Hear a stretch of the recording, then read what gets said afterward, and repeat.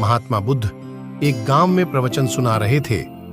उन्होंने पास हुए लोगों के समीप अपनी मधुर वाणी से सभी को संबोधित करते हुए बताया कि हर किसी मनुष्य को धरती मां की तरह सहनशील तथा क्षमाशील होना चाहिए।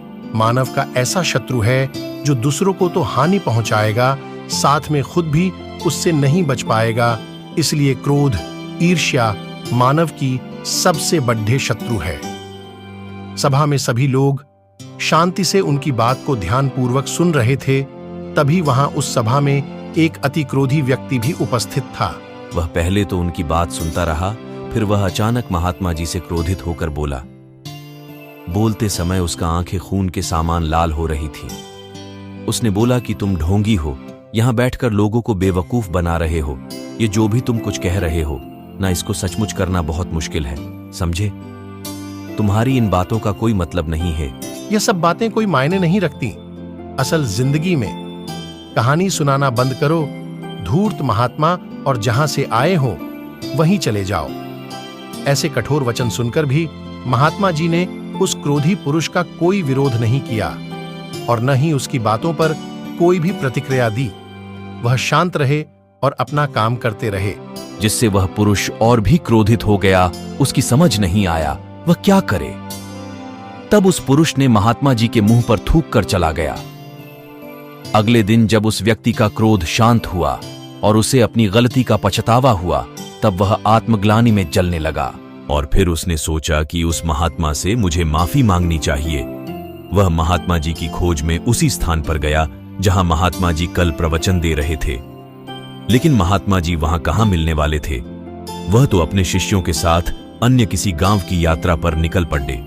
वह पुरुष सब लोगों से महात्मा जी के बारे में पूछता उस स्थान पर पहुंच गया जहां की महात्मा जी प्रवचन कर रहे थे। तब उस पुरुष को महात्मा जी के शिष्यों ने उसे उनके पास जाने से रोका, लेकिन महात्मा जी ने अपने शिष्यों को आदेश दिया कि आने दे उस पुरुष को।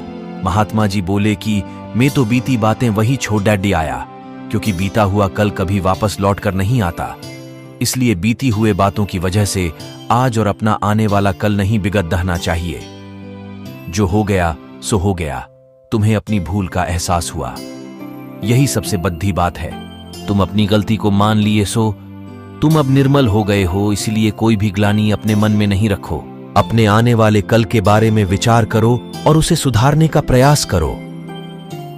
महात्मा जी की बात सुनकर उस पुरुष के मन का भार हल्का हो गया और उसने महात्मा जी के चरणों को पकड़याच कर कहा, आज से मैं अपने क्रोध का त्याग करता हूं और धैर्यवान और क्षमाशील होने का प्राण आज से लेता हूं।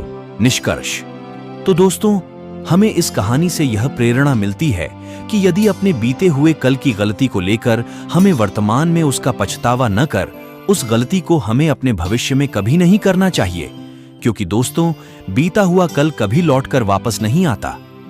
तो अगर आपको महात्मा गौतम बुद्ध की इस कहानी से कुछ सीखने को मिला हो तो अपने दोस्त के साथ शेयर जरूर करें और चैनल को भी सब्सक्राइब करें।